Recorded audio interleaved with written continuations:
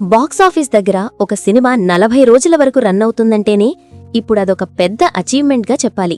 ఈ ఓటీటీ కాలంలో ప్రతివారం కొత్త సినిమాలు వస్తున్న టైంలో కూడా థియేటర్లలో హోల్డ్ చూపించడమంటే అది నిజంగా కంటెంట్ పవర్, స్టార్ పవర్ మరియు ఫ్యామిలీ ఆడియన్స్ సపోర్ట్ కలయిక అని చెప్పాలి.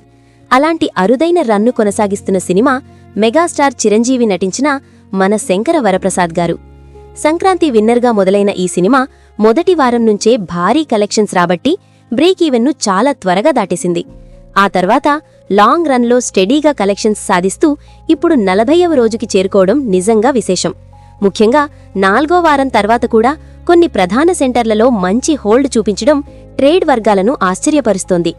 40వ రోజు పరిస్థితి చూస్తే మేజర్ సెంటర్లలో లిమిటెడ్ షోలతో కొనసాగుతున్న ఫ్యామిలీ ఆడియన్స్ సపోర్ట్ ఇంకా తగ్గలేదు. వర్కింగ్ డే అయినా కూడా కొన్ని పట్టణాల్లో మంచి ఆక్యుపెన్సీ కనిపించింది.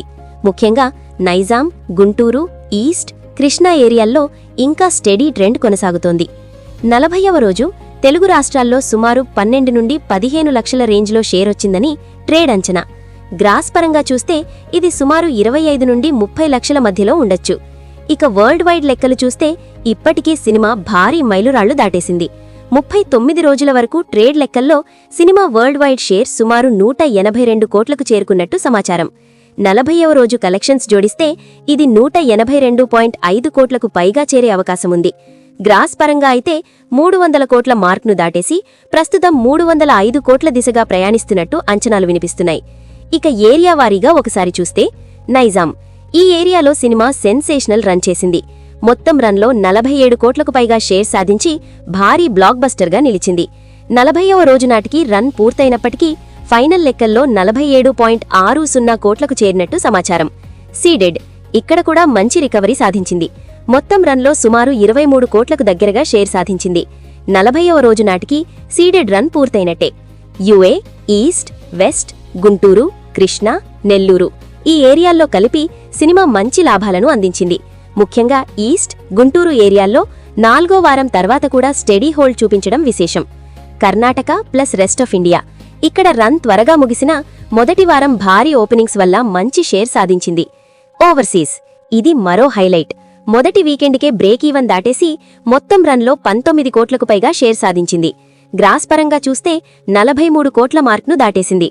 మొత్తం మీద సినిమా బిజినెస్ సుమారు 122 కోట్ల రేంజ్లో జరిగినట్టు ట్రేడ్ సమాచారం.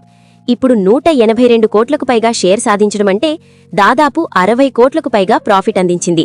ఇది నిజంగా మెగాస్టార్ కెరియర్లో ఒక గొప్ప కంబ్యాక్గా చెప్పాలి. భోలాశంకర్ తర్వాత చిరంజీవి మార్కెట్పై వచ్చిన సందేహాలకు ఈ సినిమా పూర్తి సమాధానమిచ్చింది.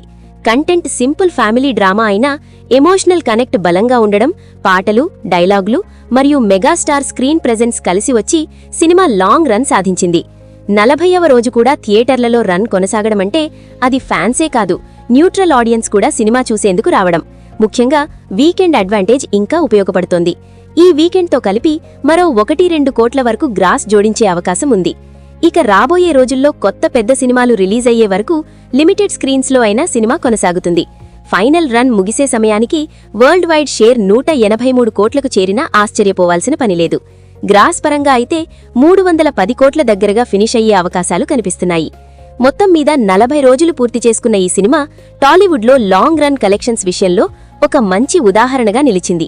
పాన్ ఇండియా భారీ యాక్షన్ సినిమా కాకుండా ఒక క్లాస్ ఫ్యామిలీ ఎంటర్టైనర్ కూడా ఈ రేంజ్లో రన్ అవుతుందని నిరూపించింది. మెగాస్టార్ మరోసారి తన స్టామినా చూపించారు. 40వ రోజు కూడా కలెక్షన్స్ వస్తుండడమంటే ఇది కేవలం ఓపెనింగ్స్ సినిమా కాదు, నిజమైన లాంగ్ రన్ బ్లాక్ బస్టర్. ఇక ఫైనల్ ఫిగర్ ఎక్కడ ఆగుతుందో చూడాలి కానీ 40 రోజుల మైలురాయి మాత్రం ఈ సినిమాను మరింత ప్రత్యేకంగా నిలబెట్టింది.